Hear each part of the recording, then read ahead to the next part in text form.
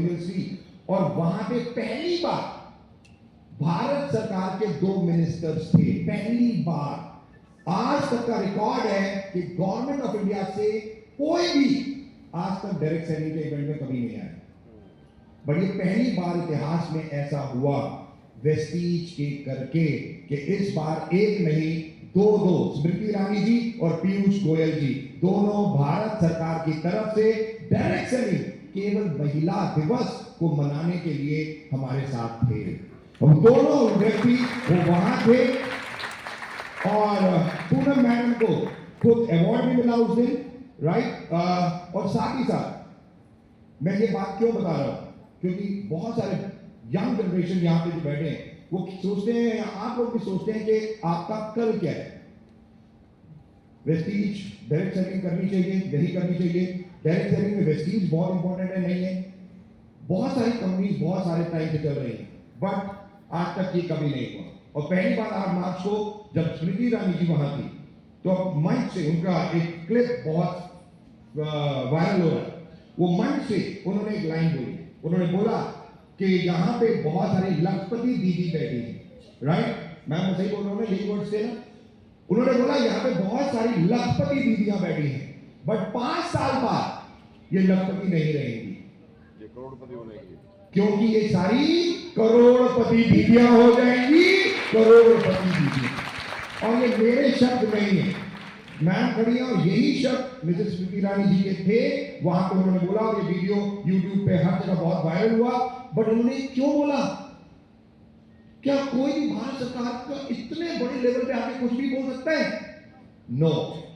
इससे पहले 8 मार्च से पहले मैं क्यों आपको बता रहा हूं, बहुत इंपॉर्टेंट है आपको जानना। मिस्टर रोहित एक व्यक्ति जिन्होंने भारत सरकार की तरफ से जिनको ये डायरेक्ट सेलिंग को देखने के लिए स्टडी करने के लिए चुना गया, आईएएस ऑफिसर, और उन्होंने 8 मार्च से पहले ही ऑटोमेटिकली जनवरी में एक मीटिंग की।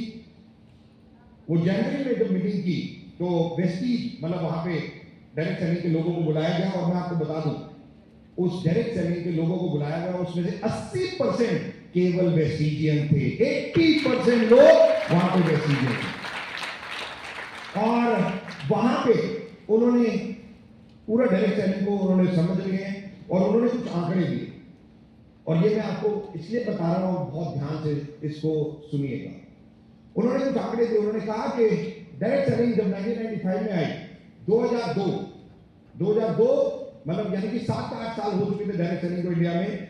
8 सालों में डायरेक्ट सेलिंग 1000 करोड़ का बिजनेस कर पाई, और मेजरली फीमेल ओरिएंटेड थे उस वक्त भी, राइट। 1995 में डायरेक्ट सेलिंग इंडिया में आई और 2002 तक 1000 करोड़ का बिजनेस किया उन्होंने। 2002 से लेकर 2022 ये 20 साल, ये 20 साल में ये जो 1000 करोड़ था बढ़ के हो गया 32,000 करोड़, 32,000 करोड़। 32 यानी कि 20 साल में ये इंडस्ट्री तकरीबन 30 टाइम्स इन्होंने ग्रोथ की। इस इंडस्ट्री ने 30 times, almost 32 times to be precise. और मिस्टर रोहित ने आगे बोलना शुरू किया और उन्होंने बोला अब 2022 से 2032 में क्या होगा। 32 में उन्होंने आंकड़े दिए कि ये इंडस्ट्री 32,000 करोड़ से 3 लाख करोड़ की हो जाएगी, 3 लाख करोड़। और ये मैं केवल आपको बता रहा हूं, इसीलिए स्मृति ईरानी जी ने वहां पे बोला कि 5 साल बाद ये फीमेल्स लखपति नहीं रहेंगी, क्योंकि ये 5 साल बाद तो एब्सोल्युटली गाइस डायरेक्ट सेलिंग जिस बिजनेस में आप हो ये फ्यूचर है।